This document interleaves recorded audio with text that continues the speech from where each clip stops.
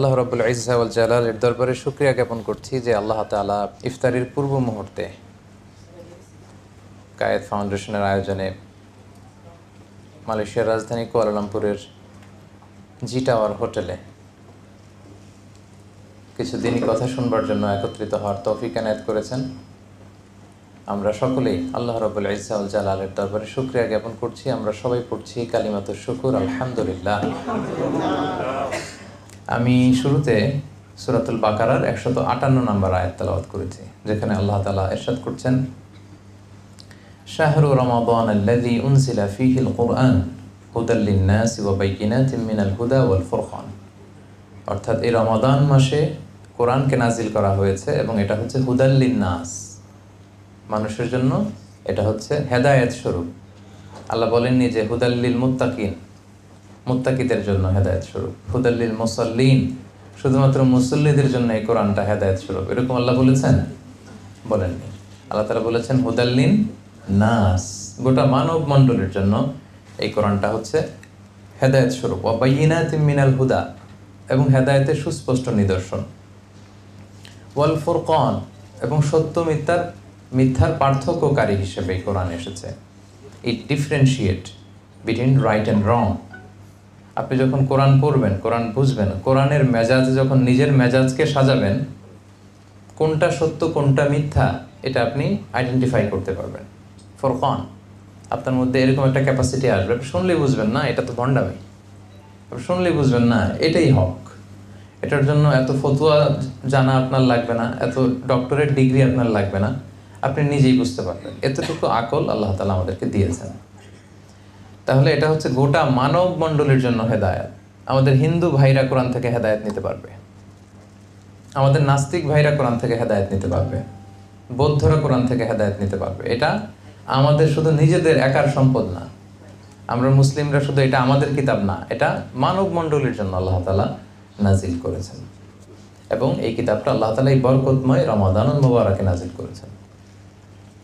এবং এই কোরআন আল কারীমটা এটা হচ্ছে একটা টাইমলেস মিরাকেল।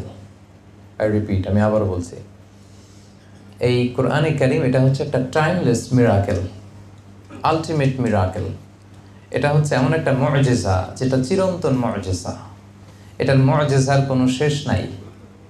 দেখেন, আমরা সূরাতুল ফাতিহা প্রতিদিন পড়ি, তারাবির নামাজে 20 রাকাত পড়ি 20 বার, সারাদিনের নামাজে কমপক্ষে 17 বার। এতবার আমরা সূরাতুল ফাতিহা পড়ছি। যার বয়স 50 সে কমপক্ষে গত 40 বছর যাবত এভাবে পড়তেছে। কখনো কি মনে হয়েছে যে সূরাতুল ফাতিহাটা একটু পুরাতন হয়ে গেছে, অনেক পুরান হয়ে গেছে, 40 বছর ধরে পড়ে, এখন নতুন কিছু একটা পড়া দরকার? এরকম ফিলিং কি আমাদের কখনো হয়? কথা বলেন, কখনো হয়? হয় না। আলহামদুলিল্লাহ রাব্বিল আলামিন যখন সুদাইস টান দেয় ভালোই লাগে, কলিজাটা ঠান্ডা হয়ে যায়। যত বছর শুনবো ভালোই লাগে, ঠিক কি না? কারণ এটা হচ্ছে টাইমলেস মিরাকেল, এটার মুআজিজার শেষ নাই। সব নবীকে আল্লাহ তাআলা মুআজিজা দেন, বিষ্ণু ঈসা ইসলামকে আল্লাহ তাআলা এই কোরআনকে মুআজিজা হিসেবে দিয়েছেন, এবং এটা চিরকাল থাকবে। সুবহানাল্লাহ পড়েন। সব নবীকে Allah Taala as a proof of their prophethood, তারা যে নবী এটার প্রমাণ হিসেবে আল্লাহ মুআজিজা দেন।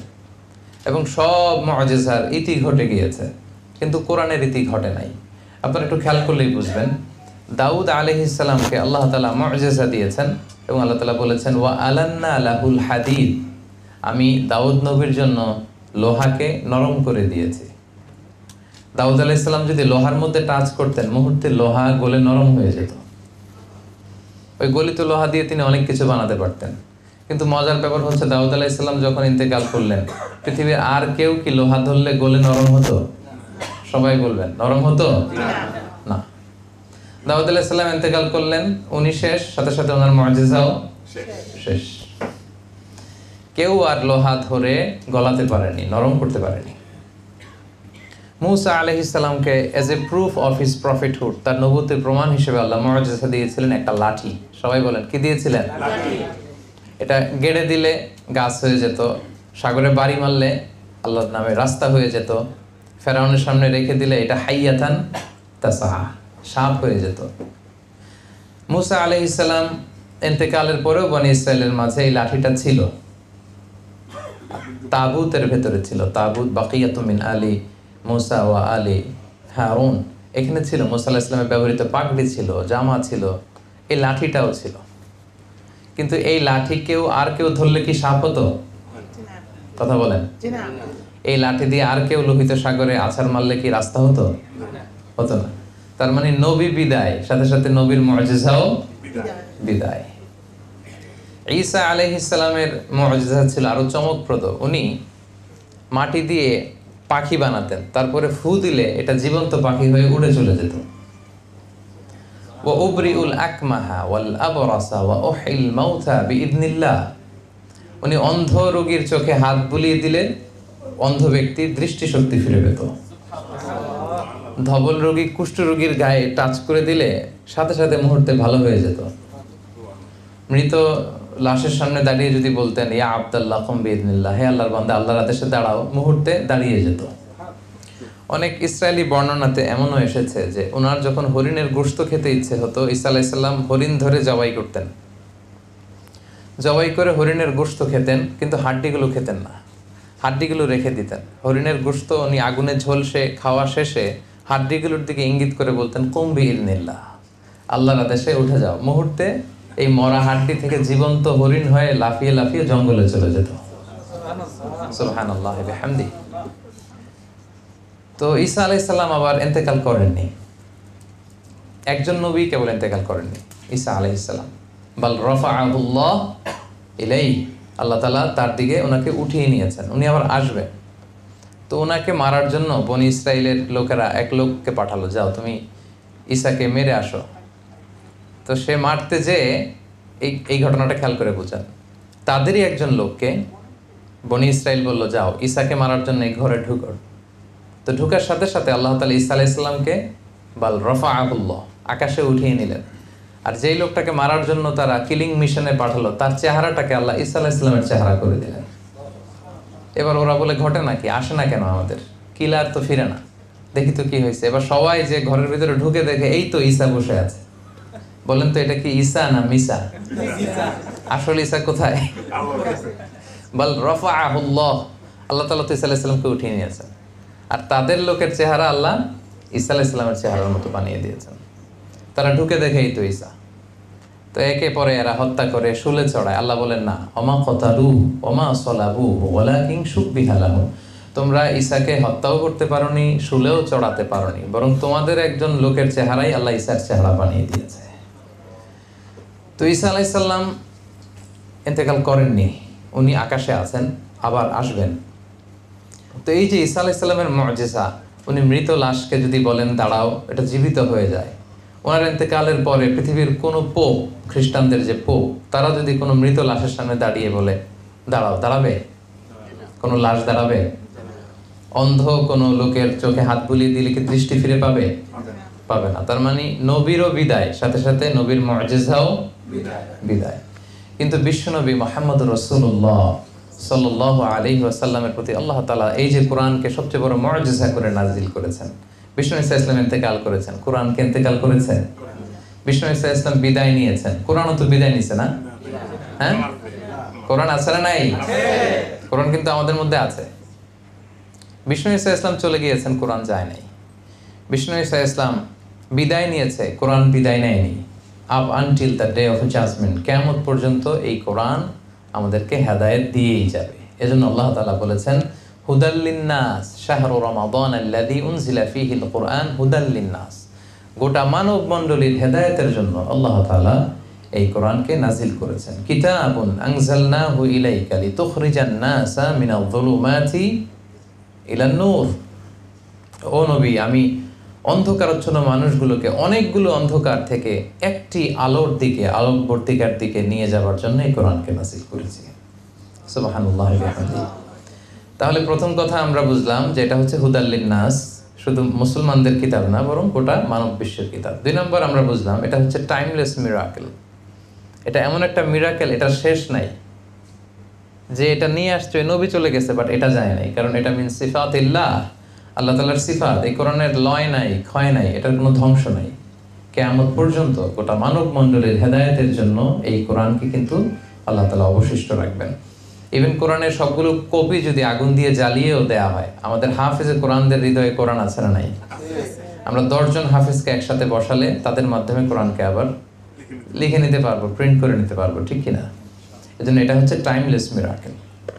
2 নম্বর কথা হচ্ছে এই কোরআন হচ্ছে the most relevant book to human being. এই পৃথিবীর সবচাইতে ইন্টারেক্টিভ, জীবন ঘনিষ্ঠ, মানব ঘনিষ্ঠ এবং চির প্রাসঙ্গিক একটা কিতাব হচ্ছে কোরআন। কিতাবটার নাম কি? কোরআন। এটা চির প্রাসঙ্গিক, খুবই জীবন ঘনিষ্ঠ। তার প্রমাণ, পৃথিবীর সবগুলো আসমানি কিতাব একবারে নাজিল হয়েছে, এটা আপনারা জানেন? তাওরাত মুসা আলাইহিস সালামের কাছে নাজিল হয়েছে তুর পাহাড়ের উপরে ফলকে করে, একবারে যা দেয়ার একবারে আল্লাহ তাআলা দিয়ে দিয়েছেন। মুসা নাও, এটা তাওরাত। দাউদ আলাইহিস সালামের প্রতি নাজিল হয়েছে জাবুর কিতাব, একবারে এট এ টাইম, একবারে নাজিল হয়েছে। ঈসা আলাইহিস সালামের প্রতি নাজিল হয়েছে ইনজিল, একবারে। কোরআন তো নাজিল হয়েছে একবারে, তাই না? দু একজন বলছে না, বাকিরা একটু কনফিউশন আছে। তাওরাত, জাবুর, ইনজিলের মতো কোরআনও একবারে হেরা গুহাতে রাসূল সাল্লাল্লাহু আলাইহি ওয়াসাল্লামের কাছে 30 পারা জিবরাইল আলাইহিস সালাম দিয়ে গেছে। এই না একবারে কয় বছরে? 23 বছরের একটা লং পিরিয়ড অফ টাইমে কোরআন নাজিল হয়েছে। কতটা ইন্টারঅ্যাক্টিভ দেখেন। এটা অন্যান্য কিতাবের মতো হুট করে একবারে প্রেসক্রিপশন প্যারাসিটামল 3 বেলা এরকম না। এটা একটু একটু করে মানব জাতির প্রয়োজন অনুসারে, প্রয়োজনের তাগিদে, প্রেক্ষাপটের আলোকে যখন যেখানে যতটুকু দরকার ঠিক তখন সেখানে ততটুকু নাজিল করেছে কে? আল্লাহ। এজন্য কোরআন হচ্ছে the most interactive, the most relevant book to human being. মানুষের জন্য এর চাইতে রেলেভেন্ট প্রাসঙ্গিক গ্রন্থ আর হতে পারে না। এই কোরআন কখনো নাজিল হয়েছে হেরা পর্বতের চূড়ায় 634 মিটার উঁচু সমতল থেকে, কখনো পাহাড়ে, কখনো নাজিল হয়েছে মরুভূমিতে কোরআন, কখন নাজিল হয়েছে বাজারে, রাসূল সাল্লাল্লাহু আলাইহি ওয়াসাল্লাম বাজার করতেছেন, দরকার হয়েছে আয়াত নাজিল হয়েছে। কখনো নাজিল হয়েছে সফরে, কখনো নাজিল হয়েছে ঘরের ভেতরে অন্দরমহলে, কখনো এই কোরআন নাজিল হয়েছে সরাসরি ডিরেক্টলি যুদ্ধের ময়দানে, আবার কখনো এই কোরআন নাজিল হয়েছে আল্লাহ তাআলার আরশে। মেরাজে যখন রাসূল সাল্লাল্লাহু আলাইহি ওয়াসাল্লামকে নিয়ে যাওয়া হয়েছিল তখনও কোরআন নাজিল করেছে কে? আল্লাহ। তার মানে রাসূল যেখানে কোরআনও সেখানে। বুঝতে পারছেন কথা? এটা কেন ইন্টারেক্টিভ, কেন 23 years a long period of টাইমে কোরআন নাজিল হলো? কারণ এটা খুবই চিরপ্রাসঙ্গিক, জীবন ঘনিষ্ঠ। রাসূল সাল্লাল্লাহু আলাইহি ওয়াসাল্লাম ওনার জীবনে, ওনার পরিবারে, ওনার সমাজে, ওনার রাষ্ট্রে যখনই সংকটের মুখোমুখি হয়েছে তখনই সমাধান নিয়ে হাজির হয়েছে কোরআন। এজন্য সমাধান যদি আমাদেরকে পেতে হয়, সলিউশন যদি আমাদেরকে পেতে হয়, কোরআনের সাথে আমাদের অ্যাটাচমেন্ট বাড়াতে হবে। এটা অন্যান্য কিতাবের মতো একবারে নাজিল হয়নি, এটা হুট করে নাজিল হয়ে যায়নি। এটা 23 বছরের লম্বা সময়ে প্রেক্ষাপট অনুসারে, প্রয়োজনের তাগিদে, নাজমান নাজমান কালিলান কালিলান হাসবা হাওয়াইজিল বাশার, মানুষের প্রয়োজনের তাগিদে, যখনই ক্রাইসিস তখনই কোরআন, যখনই সংকট তখনই কোরআন। এটা বেশি ভালো হয়েছে না? একবারে যদি হইতো এটা তো ইন্টারেক্টিভ হইতো না। যখনই সমস্যা তখনই কথা বলে কোরআন, যখনই সমস্যার সলিউশন নিয়ে হাজির হয়।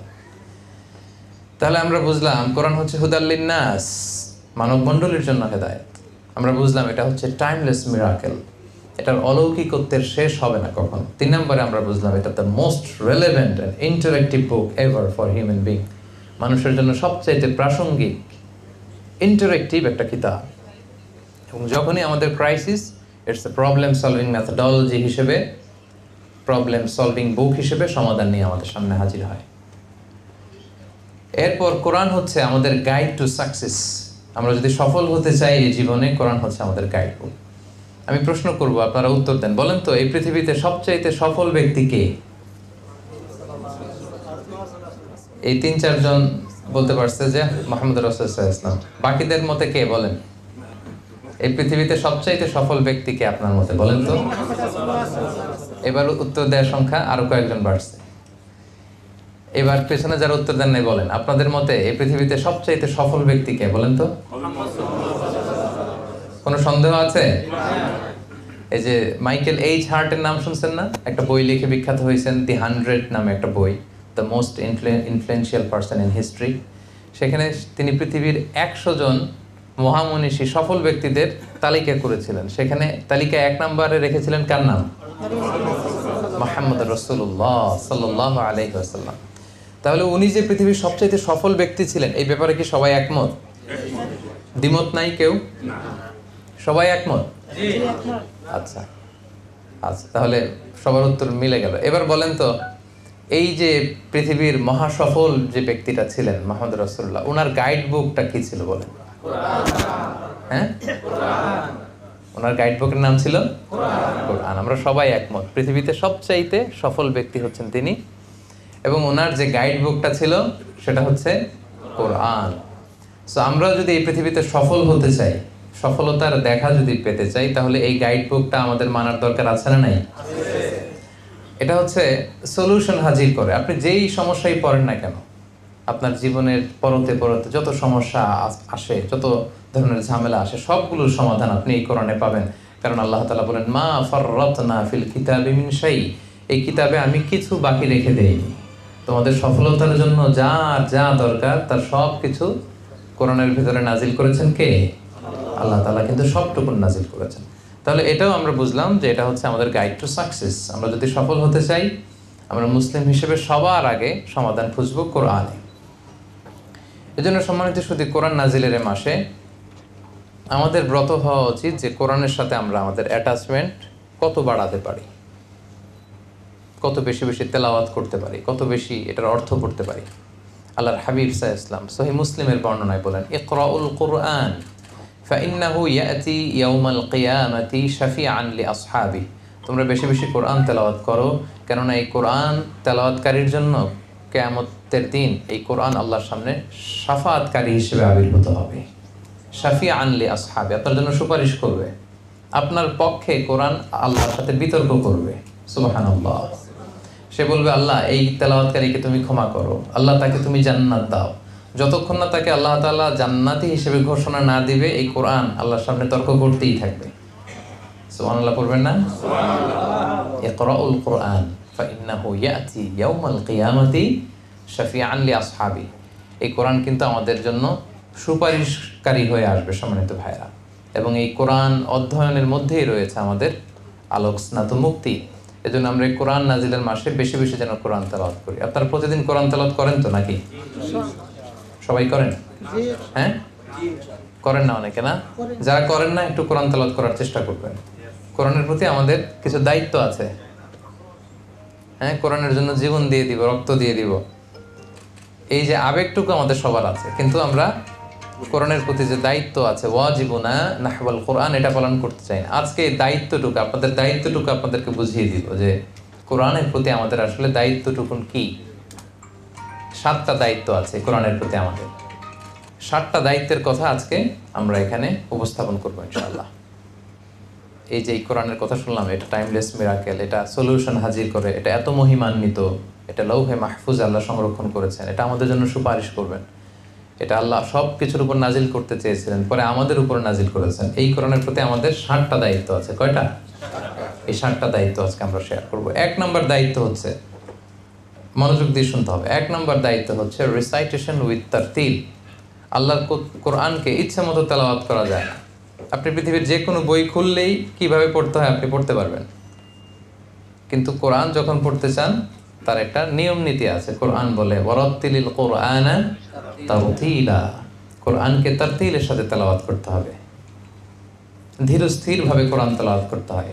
অনেকে রমাদানে কোরআনের খতম ওঠানোর জন্য কোরআনকেই খতম করে দেয় একেবারে। কি যে পড়ে, বিশেষ করে আমাদের বাংলাদেশে আপনি যদি দেখবেন, আমার আত্মীয় স্বজনের মধ্যেও কিছু আছে, আমাকে বলে, মানে খুব আনন্দের সাথে যায়, 7 খতম দিছে, 10 খতম দিছে, এরকম আত্মীয় আছে আমার। কয় খতম দিছে? তার মানে উইদিন 3 days হি কমপ্লিটেড 1 খতম। প্রতি 3 দিনে 1 খতম দিতে হলে প্রতিদিন পড়া লাগে কয় পারা? 10 পারা। চিন্তা করছেন কি ডেডিকেশন, কি এফোর্টটা দিছে, কিন্তু তেলাওয়াতের অবস্থা একেবারে জঘন্য। তো যদি এরকম হয় তাহলে রুব্বা কারিন লিল কোরআন ওয়াল কোরআন ইয়ালআনুহু, কোরআনের অনেক আবৃত্তি কারক বা তেলাওয়াতকারী আছে যারা কোরআনের রহমত না পেয়ে কোরআনের লানত পায়। দিছে কয় খতম? হাসিল করছে কি? লানত। ফলাফল শূন্য, মাইনাস একেবারে। সম্মানিত ভাইরা, এই জন্য ওয়ারাত্তিলিল কোরআনা তারতিলা, মনোযোগ দিয়ে শোনেন, তাড়াহুড়ো করে তেলাওয়াত করবেন না। আমাদের বাংলাদেশে তারাবিরও বেহাল দশা। আমরা গত অনেক বছর বলতে বলতে এখন মানুষের মধ্যে জনপরিসরে কিছুটা সচেতনতা তৈরি হয়েছে। এখন অনেক মসজিদেই ওনারা বলে যে না, আস্তে আস্তে পড়তে হবে। আগে যে আলহামদুলিল্লাহ রাব্বিল আলামিন বলে ওয়ালাদ-দাল্লিন আমিন, এরপর আবার আরেকটা দিয়ে আল্লাহু আকবার চলে যেত। এই যে প্রতিযোগিতা, তাড়াহুড়ো করার প্রতিযোগিতা না, কোরআন কিন্তু আপনাকে লানত দিবে। ধীরস্থির ভাবে কোরআন তেলাওয়াত করতে হবে। খতম উঠাইতে যে কোরআনকে খতম করা যাবে না। তেলাওয়াতের গুণগত মান আপনাকে নিশ্চিত করতে হবে, সম্মানিত ভাই এবং বোনেরা। এবার আপনি নিজের সাথে মিলান যে আপনি কিভাবে তেলাওয়াত করেন। ধীরস্থির ভাবে আমাদেরকে তেলাওয়াত করতে হবে। এটাকে আরবিতে তারতিল বলা হয়। ওয়ারাত্তিলিল কোরআনা তারতিলা। আপনি তাজবিদ মেনটেন করে, মাখারিজুল হুরুফ মেনটেন করে, সিফাত মেনটেন করে আপনি ধীরস্থিরভাবে পড়বেন। তবেই আপনি প্রতি অক্ষরে কয় নাকি? 10 নাকি। কোরআনের প্রতি অক্ষরের তেলাওয়াতে কয় নাকি বলেন? এটা তখন যখন ওয়ারাত্তিলিল কোরআনা তারতিলা, আপনি যখন তারতিলের সাথে তেলাওয়াত করবেন তখন আপনি এই সওয়াবটা পাবেন। তাহলে ফার্স্ট অ্যান্ড ফরমোস্ট রিমাইন্ডার হচ্ছে তাড়াহুড়ো করে পড়বো না। আমরা দেখি তো বিষ্ণু ইসা ইসলাম কিভাবে পড়তেন, উনি কিভাবে তেলাওয়াত করতেন।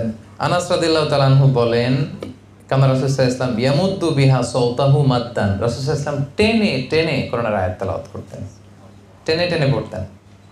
সো আমরা যেন টেনে টেনে পড়ি। আম্মা জান, আমাদের আম্মা জান রাসূল সাল্লাল্লাহু আলাইহি ওয়াসাল্লামের প্রিয়তমা স্ত্রী উম্মে সালামা রাদিয়াল্লাহু তাআলা আনহা বলেন, কানা রাসূল সাল্লাল্লাহু আলাইহি ওয়াসাল্লাম ইয়াকাত্তিউ কিরাআতাহু আয়াতান আয়াতান। তিনি প্রতিটা আয়াত পড়ে পড়ে থামতেন। এক আয়াত শেষ, স্টপ, আরেক আয়াত স্টপ। আলহামদুলিল্লাহি রাব্বিল আলামিন, থামলাম। আর রহমানির রহিম, মালিকি ইয়াউমিদ্দিন, ইয়াকা না'বুদু ওয়া ইয়াকা নাস্তাঈন। থামলাম না প্রতি আয়াত পড়ে পড়ে? রাসূলুল্লাহ সাল্লাল্লাহু আলাইহি ওয়াসাল্লাম প্রতিটি আয়াত পড়ে পড়ে থামতেন, আবার নতুন আয়াত শুরু করতেন, আয়াত শেষ, থামতেন, আবার নতুন আয়াত শুরু করতেন। মনে থাকবে তো সম্মানিত ভাইরা? আচ্ছা। এবং তিনি বলতেন, যায়্যিনুল কোরআনা বিআসওয়াতিকুম, তোমরা তোমাদের কণ্ঠে সুর করে কোরআন পড়ো। বিষ্ণু ইসা ইসলাম আমাদেরকে ওসিয়ত করেছেন যে তোমরা সুর করে কোরআন পড়বা। তিনি বুখারীর বর্ণনায় ধমকও দিয়েছেন যে লাইসা মিন্না মান লাম ইয়াতাগান্না বিল কোরআন, যে গুনগুনিয়ে নাইস মেলোডি দিয়ে নাইস ভয়েসে কোরআন পড়ে না সে আমার দলভুক্ত নয়। যে সুন্দর ভয়েস দিয়ে সুর করে কোরআন পড়ে না সে আমার দলভুক্ত নয়। কত বড় ওয়ার্নিং দেখছেন? এজন্য সুর করে টেনে টেনে প্রতি আয়াত শেষে থেমে থেমে কোরআন পড়তে রাজি আছেন তো সবাই? সুর করে পড়বেন। অনেকে বলে হুজুর আমার কোনো সুর নাই। অনেকে বলে, কে বলছে আপনার সুর নাই? বাথরুমে গেলে তো ঠিকই বাথরুম সিঙ্গার হয়ে যান। বাথরুমের ভিতরে গেলে দেখবেন কিন্তু কাপড় কাচতেছে আর গুনগুনিয়ে গাইতেছে, তো তখন সুর আসে কোত্থেকে? তার মানে প্রতিটা মানুষের গলাতেই আল্লাহ সুর দিয়েছেন। কারো হয়তো খুবই সুরেলা গলা, কারো হয়তো কিছুটা কম, কিন্তু সুর আছে। সুর ছাড়া মানুষ নাই। যেই সুরে আল্লাহ দিয়েছে সেটাকেই আপনি বিউটিফাই করে সুন্দর করে তেলাওয়াত করার চেষ্টা করবেন। সবাই রাজি আছেন তো ইনশাআল্লাহ? এক নাম্বার দায়িত্ব আপনারা বুঝাই দিলাম, রেসাইটেশন উইথ তারতিল, তারতিলের সাথে তেলাওয়াত করবেন ভাইরা। 2 number, listening to Quranic recitation, Quran তেলাওয়াত শুনতেও হবে। কোরআন তেলাওয়াত শুনতেও হবে, এটা অনেক বড় সওয়াবের কাজ। ওয়া ইযা কুরিআল কুরআনু ফাসতামিউ লাহু ওয়া আনসিতু লাআল্লাকুম তুরহামুন। যখন কোরআনের তেলাওয়াত হয় মনোযোগ দিয়ে শোনো, with attention, with vast concentration. ফাসমাউ বলেন নাই, সিম্পলি শোনো না, ফাসতামিউ। এখানে অক্ষর বেশি, আরবিতে বলে কাসরাতুল মাবানি তাদুল্লু আলা কাসরাতিল মাআনি। যেই শব্দে আরবিতে অক্ষর বেশি ওটার অর্থ বেশি। আল্লাহ বলছেন ফাসতামিউ, মনোযোগ দিয়ে শোনো, লাআল্লাকুম তুরহামুন। ওয়া আনসিতু, চুপ থাকো, কোরআন তেলাওয়াতের সময় কোনো কথা চলবে না, চুপ থাকো। লাআল্লাকুম তুরহামুন, রহমতের বারিধারা নাজিল করবে কে? আল্লাহ। সুবহানাল্লাহ। কোরআন শুনলেও রহমত পাওয়া যায়, সওয়াব হয়। এজন্য বাসায় আওয়াজ করে কোরআন ছেড়ে দিয়ে রাখবেন, গাড়িতে কোরআন ছেড়ে দিয়ে রাখবেন। নাকি গাড়িতে গান ছেড়ে দিয়ে রাখেন? হ্যাঁ, যদি গান ছেড়ে দিয়েও রাখেন আজকে থেকে এটা চেঞ্জ করবেন। আরব শায়েখদের কোরআন তেলাওয়াত এটা আপলোড করে আপনি গাড়িতে শুনবেন, ওই গাড়িতে ইনশাআল্লাহ অ্যাক্সিডেন্ট হবে না ইনশাআল্লাহ বিইذনিল্লাহ। আল্লাহর তেলাওয়াত যখন শুনতেছেন অ্যাক্সিডেন্ট হবে না, আল্লাহ তাআলা হেফাজত করবেন। তো গাড়িতে যখন উঠবেন ওখানে আমরা গান চালাবো না ভাইয়েরা, কি চালাবো? মনে থাকবে সবার ইনশাআল্লাহ। হ্যাঁ, শাইখ আব্দুর রহমান আস-সুদাইসের তেলাওয়াত অনেকে পছন্দ করে, আপলোড করে নেন, ডাউনলোড করে শুনেন। শেখ সুরাইমেরটা শুনেন। তারপরে মিষ্টি কণ্ঠ যাদের শুনতে ভাল লাগে, শেখ মিশারি রাশেদ আল আফাসি, ওনার তেলাওয়াত শুনতে পারেন। বান্দার ইবনে আব্দুল আজিজ আল বালিনের তেলাওয়াত শুনতে পারেন। মাহের মা আগালির তেলাওয়াত শুনতে পারেন। আমাদের বাংলাদেশে যারা আন্তর্জাতিক পর্যায়ে কেরাতে ফার্স্ট হয়ে আসে এদেরও তেলাওয়াত পাওয়া যায় সুন্দর, আপনি শুনতে পারেন। এগুলো গাড়িতে ছেড়ে দিয়ে রাখবেন, কারণ কোরআন পড়লেও সওয়াব, শুনলেও সওয়াব। তাহলে 2 নম্বর দায়িত্ব বুঝে পাইছেন তো ইনশাআল্লাহ। আচ্ছা, 3 নম্বর হচ্ছে teaching and learning the holy Quran. Quran শিখা এবং শেখানো। শিখা শেখানো দুইটাই ভালো কাজ।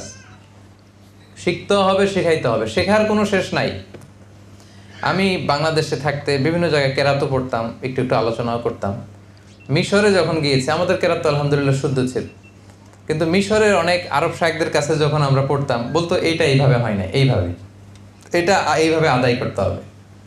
আমার এক আলজেরিয়ান শায়েখ ছিল, সে আমারে বলতেছে পড়ো, আমার আউযুবিল্লাহি হয় না এর কাছে, কি বলবো আমি, মানে হচ্ছে সে চাচ্ছে আরো উচ্চ মাকামের। হ্যাঁ, তা আমাকে সে আরবি কবিতা দিয়ে ঠিক করে দিতেছে। আমাকে বলতেছে ওয়ারাক্কিল হামজাতা মিন আউযু ওয়া ফাখমিত তাআ যাল মাশযুযু ওয়া শানশিনিশ শিনা ফিশ শাইতানি আফাহিমতা ইয়া মিজানার রহমানি। মানে কবিতা বানায় আমাকে ঠিক করে দিতেছে, বলতেছে রাক্কিল হামজা ফি আউযু, আউযুর মধ্যে আউযু আউযু, বলতে গেলে আরো চিকন করবা। ফাখমিত তাটারে মোটা করবা, মিনাশ শাইতা ত মোটা করবা, ওয়া শানশিনিশ শিনা ফিশ শাইতানি, আর আশ-শাইতানের মধ্যে আশ আশ এরকম একটা আওয়াজ হবে। তো এগুলো তো আমরা আদায় করি না। তো সে আমাকে এরকম উচ্চাঙ্গের কেরাতের উচ্চমানের কেরাত শিক্ষা দিচ্ছিল, তার মানে শিখার শেষ নাই। তো শায়েককে আমি প্রায় শোনাতাম। শোনাবেন, একজন ভালো শায়েক পেলেই শোনাবেন। আমি আমার ইউনিভার্সিটিতে অনেক হাফেজদেরকে কোরআন শোনাই, পেলেই আমি বলি একটু শোনো আমার কোরআন। আর আরব শায়েকদের পেলে তো কথাই নেই, আমি সুযোগ পেলে বলি যে একটু শোনেন। তো আপনি কোরআন শোনাবেন, কারণ কোরআন শিখা শিখানো it's a life long process, এটা শেষ নাই। খায়রুকুম মান তাআল্লামাল কুরআনা ওয়া আল্লামাহু, the best person among you who learns Quran and teaches it to others. সবচেয়ে শ্রেষ্ঠ সে যে নিজেও শিখে অন্যরাও শেখায়। আপনি একজনের শুধু সূরা ফাতিহা শিখাই দিলেন, সে আজীবন যত নামাজ পড়বে সূরা ফাতিহা, তার সওয়াব কমবে না, কিন্তু একটা পার্সেন্টেজ সওয়াব আপনার আমলনামায় আছে না নাই? আছে। সে যদি আবার আরেকজনের সূরা ফাতিহা শিখায় দেয়, এ যদি আবার আরেকজনের শুদ্ধ করায় দেয়, এভাবে সাদাকায়ে জারিয়া কিয়ামত পর্যন্ত আপনার আমলনামায় সওয়াব পেতেই থাকবেন, আপনি পেতেই থাকবেন, পেতেই থাকবেন। সুবহানাল্লাহ বিহামদিহি। তো এইজন্য কোরআন যেন আমরা শিখে নেই। কোরআন কে কে পারেন না পড়তে, আমি হাত তোলাবো না, ভয় নাই। নিজের সাথে নিজে একটু বোঝাপড়া করেন যে বয়স কত হলো, এখনো শুদ্ধভাবে কোরআন পড়তে পারি না, কি জবাব দিব আমরা আল্লাহর কাছে? No excuse will be granted that day, for sure I am telling you. সেদিন কোনো এক্সকিউজ আপনি পাবেন না, কারণ এত সহজ হয়েছে এখন অ্যাক্সেসিবিলিটি। রবিবারে কোরআনের ক্লাস হয়, অনলাইনে কোরআনের কোর্স হয়, অভাব নাই। কি এক্সকিউজ দিবেন আপনি আল্লাহর কাছে সেদিন? সব পারেন, কোরআন পারেন না কেন? আপনি পারেন না কেন? আপনার একটা শক্ত সিদ্ধান্তই পারে আপনাকে কোরআনের ছাত্র বানাতে। আজকের এই কায়েদ ফাউন্ডেশনের এই প্রোগ্রাম থেকে সিদ্ধান্ত নেন, তওবা করেন। যারা এখনো কোরআন শিখেন নাই, যে আল্লাহ তুমি এত দামি দামি কথা আমাদের জন্য পাঠাইছো, কি বললা, আমি পড়ার সৌভাগ্যটাই অর্জন করলাম না, আমার মতো হতভাগা তো আর কেউ হতে পারে না। সিদ্ধান্ত নেন যে সঠিকভাবে শুদ্ধভাবে কোরআন তেলাওয়াত শিখবেন ইনশাআল্লাহ। বলেন সবাই ইনশাআল্লাহ। এবং এই বয়সে যদি কোরআন শিখেন তার ডাবল সওয়াব। রাসূল সাল্লাল্লাহু আলাইহি ওয়াসাল্লাম বলেন ওয়াল্লাযী ইয়াকরাউল কুরআন ওয়া ইয়াতাতা'তাউ ফীহি ওয়া হুয়া লাহু শাকুন ফালাহু আজরান। যে কোরআন পড়তে যে ইয়াতাতা'তাউ, এর অর্থ হচ্ছে জিহ্বায় আটকে যায়। পড়তে গেলে বয়স হয়েছে 50, এখন জিহ্বা মোটা হয়ে গেছে, পড়া যায় না, আটকে যায়, এর ডাবল সওয়াব। কোরআন পড়তেছে এই সওয়াব, আর ওই যে আটকে যাচ্ছে ওইটার সওয়াব। সুবহানাল্লাহ বিহামদিহি, কত সহজ করে দিচ্ছে আল্লাহ। তো এই জন্য আমরা কোরআন শিখবো, শিখাবো। রাসূলুল্লাহ সাল্লাল্লাহু আলাইহি সাল্লামের কাছে জিবরাইল আলাইহিস সালাম প্রতি রমাদানে পুরো কোরআনটা রিভাইজ করে শোনাতেন। সারা বছর যা নাজিল হয়েছে জিবরাইল ইসলাম রিভাইজ করতেন। এবার জিবরাইল ইসলাম চুপ, রাসূল সাল্লাল্লাহু আলাইহি ওয়াসাল্লাম পড়তেন, রিভাইজ করতেন, জিবরাইল শুনতো। যে বছর রাসূল সাল্লাল্লাহু আলাইহি ওয়াসাল্লাম ইন্তেকাল করবেন ওই বছর পুরো কোরআনটা জিবরাইল রাসূল সাল্লাল্লাহু আলাইহি ওয়াসাল্লামকে 2 বার শুনিয়েছেন। রাসূল সাল্লাল্লাহু আলাইহি ওয়াসাল্লাম জিবরাইল ইসলামকে 2 বার শুনিয়েছেন। কোরআন এমনি এমনি আসে নাই আমাদের কাছে, এটাতে অনেক ইফোর্ট, অনেক ডেডিকেশন, অনেক ব্যাপার ছিল। এবং স্বয়ং রাসূলুল্লাহ সাল্লাল্লাহু আলাইহি ওয়াসাল্লাম, আমরা তো মানুষের কাছে কোরআন শোনাইতে গেলে লজ্জা লাগে, রাসূলুল্লাহ সাল্লাল্লাহু আলাইহি ওয়াসাল্লাম সাহাবীদেরকে কোরআন শোনাতেন। সাহাবীদের মধ্যে সবচেয়ে বড় কারি সাহাবী ছিল উবাই ইবনে কাব। উবাই ইবনে কাবের কাছে যে রাসূল সাল্লাল্লাহু আলাইহি ওয়াসাল্লাম বলেন, ইয়া উবাই ইন্নাল্লাহা আমারানি আন আকরা আলাইকা কুরআন, হে উবাই, আল্লাহ আমাকে আদেশ দিয়েছে আমি যেন তোমারে কোরআন শোনাই। হে উবাই, আল্লাহ আমাকে অর্ডার করেছে আমি যেন তোমার কাছে যে কোরআন করি, তোমারে কোরআন শোনাই। উবাই বিশ্বাস করতে পারলেন না, উনি বললেন, কি বললেন, ইয়া রাসূলুল্লাহ আল্লাহু সাম্মানি, আল্লাহ আমার নামটা সরাসরি আমার নামটা ধরে বলছে। আল্লাহু সাম্মানি, রাসূল সাল্লাল্লাহু আলাইহি ওয়াসাল্লাম বললেন নাম, তোমার নাম ধরে বলেছে। উনি আবার বললেন, আনা যুকিরতু ইনদা রাব্বিল আলামিন, আমি আরশের মালিকের সামনে আমার নামটা উচ্চারিত হয়েছে, উনি আমার নাম নিছে। রাসূল সাল্লাল্লাহু আলাইহি ওয়াসাল্লাম বললেন না, হ্যাঁ ও ভাই তোমার নাম বলেছে। উনি আবেগ আপ্লুত হয়ে কান্নায় ভেঙে পড়লেন।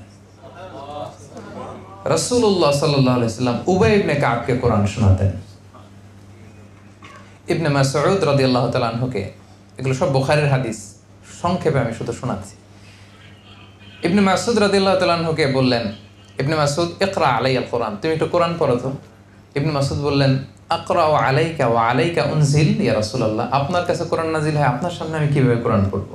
রাসূল সাল্লাল্লাহু আলাইহি ওয়াসাল্লাম বললেন, ওয়া ইন্নী উহিব্বু আন আসমাআহু মিন গায়রি, আমি যেমনি অন্যকে কোরআন শোনাতে পছন্দ করি, আমি অন্য থেকে শুনতেও পছন্দ করি। তার মানে রাসূলুল্লাহ সাল্লাল্লাহু আলাইহি ওয়াসাল্লাম স্বয়ং উনি সাহাবীদের কাছে বসে কোরআন শোনাতেন, আবার কোন সাহাবীর কাছ থেকে কোরআন শুনতেন। তার মানে কোরআন পড়া, পড়ানো, শোনা, শোনানো সবটাই সওয়াবের কাজ। আপনি আপনার স্ত্রীর কাছ থেকে শুনবেন, আপনি আপনার স্ত্রীকে শোনাবেন, আপনি আপনার সন্তানের কাছ থেকে শুনবেন। এখন তো সহজ হয়ে গেছে, হোয়াটসঅ্যাপে আমি রেগুলার শুনি আমার ওয়াইফের কাছ থেকে কোরআন তেলাওয়াত, আমার মেয়ের কাছ থেকে কোরআন তেলাওয়াত, আমিও পাঠাই, ওরাও পাঠায়, ওরা ভুল করলে আমি আবার ভয়েস দিয়ে শুধরে দিই। এখন তো সহজ। আপনি কোন এক্সকিউজ দিয়ে পার পেতে চান বলেন? আমি পারি নাই, বুঝি নাই, শিখি নাই, পাই নাই, no excuse will be granted that day. কোনো এক্সকিউজ আপনি দিতে পারবেন না। সো আমরা যেন কোরআন পড়ি, আমরা যেন অন্যকে শিখাই। সম্মানিত ভাইরা, পারা যাবে তো ইনশাআল্লাহ? আচ্ছা, তাহলে 3 নম্বর দায়িত্ব বুঝে পাইলেন। 4 নম্বর দায়িত্ব হচ্ছে মেমোরাইজেশন, মুখস্থ করা। কোরআন মুখস্থ করাটাও কিন্তু আমাদের দায়িত্ব। ইন্না নাহনু নাযালনা যিকরা ওয়া ইন্না লাহু লাহাফিজুন, আমি আল্লাহ কোরআন নাজিল করেছি, এই কোরআন হেফাজতের দায়িত্ব আমি আল্লাহ নিয়েছি। তা এখন আল্লাহ কি নিজে এসে কোরআন হেফাজত করবে? কাদের মাধ্যমে করবে? আমাদের মাধ্যমে। এই কোরআনকে হেফজ করে রাখা এটা আমাদের দায়িত্ব। নট নেসেসারি যে পুরো কোরআনই হেফজ করতে হবে। আমাদের দেশে একটা ব্যাড কালচার হচ্ছে, এক ছেলেরে নিয়ত করছে এটারে দিব হেফজখানায়, এটা তুই 30 পারা করবি, আর এটারে বানানো ইঞ্জিনিয়ার, ওর 1 পারাও করার দরকার নেই। এরকম না টেন্ডেন্সিটা? মানে যারা হেফজখানায় পড়বে ওরা দুনিয়ার সব দায় দায়িত্ব নিয়ে আসছে কোরআন হেফাজত করার। আসলে ব্যাপারটা এমন নয়। আমাদের প্রত্যেকের দায়িত্ব এই কোরআনকে হেফাজত করা, পড়ার মাধ্যমে, হেফজ করার মাধ্যমে, রিভাইজ করার মাধ্যমে, মেমোরাইজেশন করার মাধ্যমে। মিশরে আমরা এটা দেখেছি, আমি তো 4-5 বছর আল আজহার ইউনিভার্সিটিতে পড়েছি। মিশরে দেখেছি এই কালচারটা আরবদের মধ্যে আছে। ওরা সবাই হেফজ করে, যে পারে 30 পারাই করে, না পারলে 20 পারা, না পারলে 10 পারা, না পারলে 5 পারা, না পারলে জুজ আম্মা, কোরআনের 30তম পারাটা, আমপারাটা 1 পারা হইলেও এরা মুখস্থ করবে। সুবহানাল্লাহ। মিশরি ড্রাইভারদের দেখতাম সামনে সবসময় কোরআন রাখতো। তা আমি এক ড্রাইভারকে একদিন জিজ্ঞেস করতেছি, হাবিবি হাফিজতা কাম গুজ মিনাল কোরআন, কয় পারা মুখস্থ করছস? আল্লাহ মা আলিশ বা 10 আকজারাস, মানে সে লজ্জা পেয়ে গেছে, বলতেছে আমি আসলে খুব লজ্জিত, আমি তো বেশি পারি নাই, মাত্র 10 পারা। পেশায় কি? পেশায় ড্রাইভার। আর আমাদের দেশের ড্রাইভার গুলা দেখেন, গাঞ্জা খেয়ে এরপরে ট্রাক নিয়ে নামে রাস্তায় ইয়াবা খেয়ে, সিগারেটের গন্ধে আপনি কাছেই যেতে পারবেন না। আর ওখানে ড্রাইভাররা মুখস্থ করতেছে, পরিবেশ ওটা করে নিছে, সবাই মুখস্থ করে। 5 পারা 10 পারা ভেরি কমন, এটা সবাই, এটা জিজ্ঞেস করা লাগে না। 5 পারা 10 পারা এটা প্রত্যেকেরই মুখস্থ। তো এই ট্রেডিশনটা আমাদের নাই। এবং দেশের বাইরে বিভিন্ন জায়গায় কিন্তু পার্ট টাইম তাহফিজ সেন্টার আছে। আমার ছেলে ইঞ্জিনিয়ার হোক না, অসুবিধা কি? ও লয়ার হোক না, অসুবিধা কি? ও পার্ট টাইম তাহফিজ করবে, 5 পারা 10 পারা যতটুকু পারে মুখস্থ করবে। এটা পারা যাবে না আমাদের? বেশি না পারি, আমরা ছোট ছোট সূরাগুলো মুখস্থ করতে পারবো না? কথা বলেন। সূরাতুদ দোহা, সূরাতুশ শামস, সূরাতুল আ'লা, এগুলো মুখস্থ করতে পারবো না আমরা? তা আমরা যেন কিছু অংশ মেমোরাইজ করি কোরআনের। একটা নিয়ত করেন না আপনি, আপনার শক্ত সিদ্ধান্তই পারবে আপনাকে জান্নাতের দিকে এক ধাপ এগিয়ে নিতে। শক্ত সিদ্ধান্ত, but the decision is yours. সিদ্ধান্ত আপনার। ফায়ুলবাসু তাজাল কারামা, আপনাকে একটা স্পেশাল ক্রাউন পরানো হবে কোটি মানুষের সামনে কিয়ামতের দিন, যারা কোরআন হিফজ করবে। এজন্য নিয়ত করেন ছেলেমেয়েদেরকে হাফেজ বানাবেন। নিজে না পারলেও হাফেজ ছেলেমেয়েদের বাবা মা তো হতে পারবেন। কি বলেন? ইনশাআল্লাহ বিইذنিল্লাহ। এবং আল্লাহর হাবিব সাল্লাল্লাহু আলাইহি ওয়াসাল্লাম বলেছেন, যারা কোরআন হিফজ করে তারা আহলুল্লাহি ওয়া খাসাতু, আল্লাহর স্পেশাল মানুষ, কাছের মানুষ। সো আমরা যেন কোরআন হিফজ করি। কোরআনের প্রতি 4 নম্বর দায়িত্ব হচ্ছে কোরআনকে হিফজ করে রাখা, memorization of the holy book of the Quran. যতটুকু পারি আমরা নিয়ত করি। এটা তাদের জন্য যারা ভালো রিডিং পড়তে পারেন, কিছু মুখস্থ করছেন, তারা আরো মেমোরাইজেশনের অংশ আরো বাড়াবেন এখন থেকে। পারা যাবে ইনশাআল্লাহ। সবাই আওয়াজ করে বলেন ইনশাআল্লাহ। 5 নম্বর দায়িত্ব, to understand its meaning in your own mother tongue. আপনার মাতৃভাষায় আপনার এই কোরআনটাকে বুঝতে হবে। এটা হচ্ছে সবচেয়ে ইম্পর্টেন্ট। খেয়াল করে শুনুন, নিজ মাতৃভাষায় কোরআন বোঝা। কারণ আল্লাহ তাআলা যা বলার সব বলে দিয়েছেন। যা আসমান থেকে নাজিল হওয়ার সব নাজিল হয়েছে, নতুন করে কিছু নাজিল হবে না। বলেন বলেন, নাজিল হবে না? আর কোন নবী আসবে না? যা নাজিল হওয়া, যা আসা সব চলে এসেছে, যা বলার সব বলে দিয়েছেন। এটা বুঝতে হবে আপনাকে। আপনি ইউএস এর এম্বাসিতে কোনো একটা অ্যাপ্লাই করছেন, ওখান থেকে ইংরেজিতে লেটার পাঠিয়েছে, বুঝেন না, তো এটা নিয়ে কি বসে থাকেন? কি করেন? হ্যাঁ, ট্রান্সলেট করেন, গুগল ট্রান্সলেটের কাছে যান, যে ইংরেজিতে এক্সপার্ট ওর কাছে যান। চায়না যাবে আপনার ছেলে, বাংলাদেশে আমার সাথেই তো ঘটছে এরকম। মিশরে যাবে এক ভদ্র মহিলার ছেলে, তো ওখানে কোম্পানি থেকে যে আরবি লেটার আসছে কিছু বুঝে না, আমার কাছে চলে আসছে। আমি ছুটিতে গেছিলাম দেশে, ভাবছি উনি মিশরে পড়ছেন, তো আরবি বুঝে। হ্যাঁ, আমরা তো আরবি বুঝি। তো ওইটা বোঝার জন্য ঠিকই কত মাইল পাড়ি দিয়ে আমার বাসায় আসছে। ইংরেজি না বুঝলে কত মাইল পাড়ি দিয়ে ইংলিশ ল্যাঙ্গুয়েজ সেন্টারে যান, চাইনিজ না পারলে চাইনিজে যান। সব তো পারেন আপনি, কম বোঝেন না তো দুনিয়ার বিষয়। এটা বোঝেন না কেন? এখানে এত গাফলতি কেন? বুঝতে হবে আপনাকে। বাংলা ভাষায় একজন হিন্দু, কেউ কেউ বলেন সর্বপ্রথম, আবার কেউ কেউ বলেন না প্রথম না, তবে উনি কাজটা করেছিলেন। কোরআন শুরুর দিকে একজন কোরআনের অনুবাদ করেছিলেন, পুরো কোরআন। নাম কি?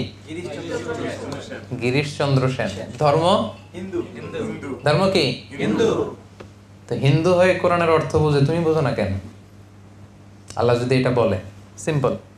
হিন্দুর বেটা হয়ে কোরআন অর্থ বুঝতে পারলো, তুমি পারলা না কেন? তোমার কি এক্সকিউজ? ও পারলো তো হিন্দু, তো তুমি পারলা না কেন? কি উত্তর দিবেন বলেন? So no excuse will be granted that day. সেদিন কোনো এক্সকিউজ কিন্তু গ্রহণ হবে না। সম্মানিত ভাই এবং বোনেরা, আমরা যেন মাতৃভাষায় এই কোরআনের মেসেজগুলো হৃদয়ঙ্গম করার চেষ্টা করি। কোরআনের অনুবাদ আছে, বঙ্গানুবাদ আছে, মর্মবাণী আছে। এই স্মার্টফোন নাই এরকম তো কোনো লোকই নাই এই হলরুমে, তাই না? এইখানে আপনি অ্যাপস ডাউনলোড করতে পারবেন। সিম্পলি প্লে স্টোরে যে বা অ্যাপ স্টোরে যে বাংলা কোরআন লিখলে চলে আসতেছে। 114টা চ্যাপ্টার, কত নবীদের কাহিনী, কত আদেশ নিষেধ, জীবন পরিবর্তন করার মতো কত বার্তা, কত মেসেজ। আপনি তো সব মিস করতেছেন এগুলো যদি না পড়ে থাকে। আপনি যে কি মিস করতেছেন আপনি নিজেও জানেন না। এজন্য নিয়ত করেন আপনি কোরআন অর্থসহ পড়বেন, বঙ্গানুবাদ। সূরাতুল ইখলাসের অর্থটাই পড়েন না। কুল হুয়াল্লাহু আহাদ, আল্লাহুস সামাদ, লাম ইয়ালিদ ওয়া লাম ইউলাদ ওয়া লাম ইয়াকুল লাহু কুফুয়ান আহাদ। এত সহজভাবে, এত ছোট্ট পরিসরে, এত প্রিসাইজলি আল্লাহ নিজের পরিচয় দিচ্ছেন। লাম ইয়ালিদ ওয়ালাম ইউলাদ, তিনি কাউকে জন্ম দেনওনি, কারো কাছ থেকে জন্ম নেনওনি। ওয়ালাম ইয়াকুল্লাহু কুফুয়ান আহাদ, তার সমকক্ষ কেউ নাই, তার মতো কেউ নাই, তিনি তার মতো। সুবহানাল্লাহ, কি সুন্দর মেসেজ তিনি দিয়েছেন। মহাবিশ্ব সম্পর্কে কত কিছু বলেছেন, মানব জাতি কিভাবে আসলো, জিন জাতি কিভাবে আসলো, নবীদের হিস্ট্রি কি, রাসূল সাল্লাল্লাহু আলাইহি ওয়াসাল্লামের জীবনে কি কি ঘটেছে, সব কোরআনে আল্লাহ বলে দিয়েছেন, কিছু বাকি রাখে নাই। আল্লাহ বলেছেন আফালা ইয়াতাদাব্বারুনাল কুরআন, কোরআনকে একটু পড়বা, একটু বুঝবা, একটু হৃদয়ঙ্গম করবা, একটু রিফ্লেকশনগুলো নিয়ে ঘাটাঘাটি করবা, একটু সময় হয় না?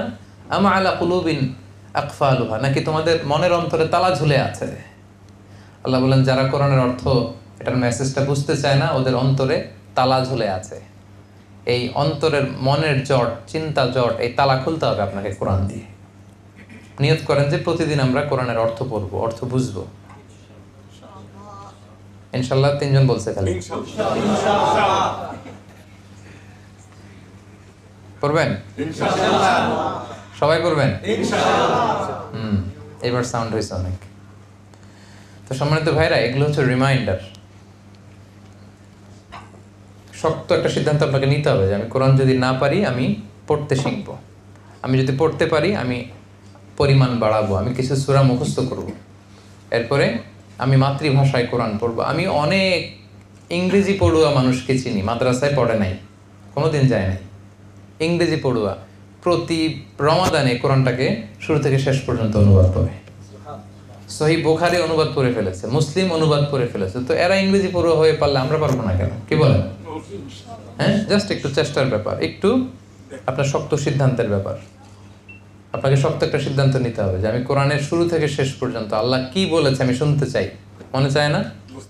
আল্লাহ আপনারে কি বললো, কি বার্তা দিল, আপনার জন্য আল্লাহ কথা বলে পাঠাইছে, আপনি পড়তেছেন না, এটা কি কোরআনকে নেগলেক্ট করা নয়? এজন্য আমরা যেন কোরআনকে মাতৃভাষায় বোঝার চেষ্টা করি। অ্যাপসে আপনি ডাউনলোড করে নেবেন, প্রতিদিন আধা পৃষ্ঠা, 3 লাইন, কমপক্ষে 1 লাইন হলে আপনি পড়েন, শুরু করে দেন, আজকে থেকেই শুরু করেন। না পারলে জিজ্ঞেস করেন কাউকে। আরে ইংরেজি পড়ুয়া, স্কুল পড়ুয়া, কনভেনশনাল শিক্ষায় শিক্ষিত, পড়তে পড়তে পড়তে পড়তে মানুষ আলেম হয়ে গেছে। আছে না এরকম? অভাব নাই, অভাব নাই। আপনিও পারবেন, আপনার একটা শক্ত সিদ্ধান্ত লাগবে, তাহলে আমরা যেন মাতৃভাষায় কোরআন বুঝি। 6 নম্বর দায়িত্ব হচ্ছে রিফ্লেকশন অ্যাকর্ডিং টু আন্ডারস্ট্যান্ডিং। আপনি যখন বুঝতে আরম্ভ করবেন তখন আপনার দায়িত্ব বেড়ে যাবে, ওই অনুযায়ী আপনাকে পালন করতে হবে। এবং যখন পড়বেন আপনি নোটস রাখবেন। এখন তো মোবাইলেই নোটস চলে আসছে, কাগজ কলমও লাগে না, হাজার হাজার নোটস আছে এখানে। আমার মাথায় কোনো আইডিয়া আসলে আমি লিখে ফেলি এখানে। আপনারাও নিশ্চয়ই এটা করেন, যে কোনো নোটস, প্রয়োজনীয় জিনিস আমরা লেখার সুযোগ আছে না এখানে, লিখে ফেলবেন। কোশ্চেন জাগলেই লিখে ফেলবেন, এরপরে কোনো স্কলারকে পেলে জিজ্ঞেস করবেন। কোরআন সার্কেল করবেন, স্টাডি সার্কেল করবেন। এক একটা আয়াত ও কি বুঝলো, এই আয়াত থেকে তুমি কি বুঝলা, আমি কি বুঝলাম, এইভাবে পড়লে হজম হবে আয়াতটা। একটা আয়াতকে ডাইজেস্ট করতে হয়, তারপরে এখান থেকে রিফ্লেকশন বেরোয়। পারবেন তো ইনশাআল্লাহ নাকি? মালয়েশিয়াতে এরকম একটা কোরআন পড়ুয়া, কোরআন মনা একটা কমিউনিটি আমরা গড়ে তুলতে পারবো না? হ্যাঁ, পারবো ইনশাআল্লাহ, ইনশাআল্লাহ। তাহলে 6 নম্বর দায়িত্ব হচ্ছে reflection according to understanding. Note করবেন, কোরআন পড়ে পড়ে বুঝে বুঝে যদি দেখলেন যে আপনার কোনো কিছুতে ভুল জানা আছে, নিজেকে সংশোধন করে ফেলবেন মুহূর্তেই। অন্যের কাছে পৌঁছে দেওয়ার একটা সংকল্প করবেন, কোরআনের সমাজ বিনির্মাণের স্বপ্ন লালন করবেন এবং সে স্বপ্ন বাস্তবায়নের জন্য প্রাণান্তকর প্রচেষ্টা করবেন। পারা যাবে তো ইনশাআল্লাহ। 6টা চলে গেল। লাস্ট দায়িত্ব, হলিস্টিক অ্যাপ্রোচে কোরআনকে বুঝতে হবে এবং মানতে হবে, মানে সামগ্রিক কোরআনকে মানতে হবে।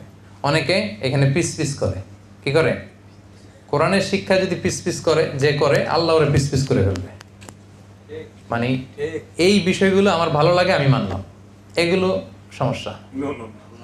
এখানে বলতেছে ইউসিকুমুল্লাহু ফি আওলাদিকুম লিযযাকারি মিসলু হাযিল উনসায়াইন, ছেলে যদ্দুর পাবে মেয়ে পাবে তার অর্ধেক। এই জায়গায় ঝামেলা লেগে গেছে, সব মানতেছে কিন্তু এখানে দেখতেছে যে আমি আমার ছেলেরে যদ্দুর দিছি মেয়েরে অর্ধেক দিতে হবে, সরাসরি কোরআনের ভার্ডিক্ট। এইটা তো ঝামেলা লেগে যেতেছে। এরকম একটা আয়াতের কথা বললাম, এরকম বহু জায়গায় আছে, দেখবেন আপনার সাথে কন্ট্রাডিক্ট। বাদ দেন আপনার চিন্তা, বাদ দেন আপনার মতাদর্শ, বাদ দেন আপনার সব। কোরআন যেই দিক নির্দেশনা দিয়েছে, কোরআন যেই আদর্শের দিকে আমাদেরকে ডাকে, ওইটাই আমাদের আদর্শ, ঠিক কি না? এজন্য আধা আধা করে মানা যাবে না, টোটাল প্যাকেজ। আফাতুমিনুনা বিবা'দিল কিতাবি ওয়া তাকফুরুনা বিবা'দ। আল্লাহ বলে কোরআনের একটু মানবা আর একটু ছাড়বা, আবার তুমি মুমিন বলে নিজেকে দাবিও করবা। নট সো ইজি ম্যান, এত সোজা না। এরকম করলে দুনিয়াতে আমি তোমাদেরকে দিব লাঞ্ছনা গঞ্ছনা, আর আখিরাতে তোমাদের জন্য থাকবে ভয়ঙ্করতম আযাব। এজন্য টোটাল প্যাকেজ, পুরো কোরআনটাকে টোটাল প্যাকেজ হিসেবে মানতে হবে। পুরোটা, কিছু মানলাম কিছু ছাড়লাম, যেটা আমার মনের সাথে মিলে ভাল লাগে ওইটা মানলাম, যেটা আমার দলের সাথে মিলে ওইটা মানলাম, যেটা আমার আদর্শের সাথে মিলে শুধু ওইটা মানলাম, যেটা আমার চিন্তা চেতনার সাথে মিলে শুধু ওইটা মানলাম। এইভাবে আপনার মন মতো ভাগ ভাগ করে কোরআন মানা যাবে নাকি? কথা বলেন। হোলিস্টিক অ্যাপ্রোচে পুরো কোরআনের আদর্শটা, পুরো কোরআনের শিক্ষাটা, পুরো কোরআনের লেসন এন্ড রিফ্লেকশন আপনাকে মানতে হবে। এটার মধ্যে কোনো ভাগাভাগি করা চলবে না।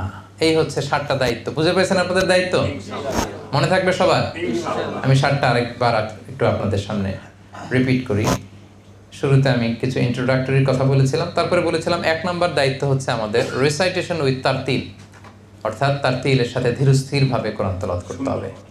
ধীরস্থিরভাবে সুন্দরভাবে তেলাওয়াত করতে হবে, তাড়াহুড়ো করা যাবে না। 2 নম্বর বলেছিলাম লিসনিং টু কোরআনিক রিসাইটেশন, তেলাওয়াত শুনতে হবে। গাড়িতে ছেড়ে দিয়ে রাখবেন, বাসায় লাউড স্পিকারে দিয়ে রাখবেন, যদি সবাই শুনতে চান, অন্যরা শুনতে না চাইলে ছোট ভলিউমে দিয়ে রাখবেন, শুনবেন, শুনলেও সওয়াব। 3 নম্বরে বলেছিলাম teaching and learning the holy Quran, Quran শিখা শেখানো, অন্য থেকে শোনানো। আপনি আপনার ওয়াইফকে শোনাবেন, আপনার ওয়াইফ আপনাকে শোনাবে, বাচ্চাকে শোনাবেন, বাচ্চা আপনাকে শোনাবে। নিজে শিখবেন, অন্যকে শেখাবেন, মৃত্যুর আগ পর্যন্ত। এটা কন্টিনিউয়াস প্রসেস। আপনি যদি সূরা ফাতিহাটা পারেন, গ্রামে গেলে বাচ্চাদেরকে বলবেন যেই সূরা ফাতিহা শোনাবে ওরে 50 টাকা দিব। পারা যাবে না? দেখবেন পাগলের মতো বাচ্চারা এসে সূরা ফাতিহা শোনাইতেছে, 50 টাকা করে দিয়ে দিবেন। তখন অন্যরা যেগুলো আধা আধা মুখস্থ করতে পারে না, ওইটাও মুখস্থ করে এসে বলবে আমি তো করছি, আমারটা দেন, আমিও পারি, আমারে দেন। এই যে ইন্সপিরেশন কাজ করবে। 3 নম্বর। 4 নম্বর হচ্ছে সম্মানিত ভাই এবং বোনেরা মেমোরাইজেশন, মুখস্থ করতে হবে। একটু একটু করে মুখস্থ করবেন। শুধু আপনার হাফেজ ভাইদের কাঁধে সব দায়িত্ব দিয়ে দিয়েন না। প্রত্যেকেই আমরা কোরআন একটু একটু করে হেফজ করার চেষ্টা করবো, মুখস্থ করার চেষ্টা করবো যতটুকু পারি। 5 নম্বর হচ্ছে খুবই গুরুত্বপূর্ণ, to understand its meaning in your mother language, আপনার নিজ ভাষায়। আপনি চাইনিজ, তো চাইনিজ ভাষায় ট্রান্সলেশন অফ দ্য হোলি কোরআন আছে, পড়েন। আপনি ইংরেজি বোঝেন, ইংরেজিতে আছে। বাংলায় বোঝেন, বাংলায় আছে, পড়েন। মাতৃভাষায় আল্লাহ তাআলা আপনাকে কি বলতে চেয়েছেন এটা একটু বুঝবার চেষ্টা করেন। 6 নম্বর রিফ্লেকশন অ্যাকর্ডিং টু আন্ডারস্ট্যান্ডিং, যা বুঝলেন সেটা মানার চেষ্টা করেন। সব শেষে হচ্ছে হোলিস্টিক অ্যাপ্রোচে মানবেন। কিছু মানবো কিছু মানবো না এরকম ভাগাভাগি করবেন না ভাইয়া। কমপ্লিটলি পুরো কোরআনকে কমপ্লিটলি আমাদের মানতে হবে। পারা যাবে তো ইনশাআল্লাহ? আরো আওয়াজ করে সবাই পড়েন ইনশাআল্লাহ। আমরা আল্লাহ তাআলার কাছে কামনা করি যে কোরআনের প্রতি আমাদের যে দায়িত্ব, ওয়াজিবুনা নাহওয়াল কোরআন, এই ব্যাপারে যতগুলো পয়েন্ট শুনলাম, আল্লাহ তাআলা সর্বপ্রথম এগুলো আমাকে এবং পাশাপাশি আপনাদের সবাইকে আমল করার তৌফিক দান করুক, আমরা করি আমিন। আমরা যেন ওই কোরআনের মাসে বেশি বেশি কোরআন তেলাওয়াত করি, আমরা যেন বেশি বেশি কোরআনের তেলাওয়াত শুনি, আমরা যেন মাতৃভাষায় কোরআনের বঙ্গানুবাদ পড়ি, কোরআনের তাফসির পড়ি, এবং কোরআন দিয়ে সাজানো একটা সমাজ যেন আমরা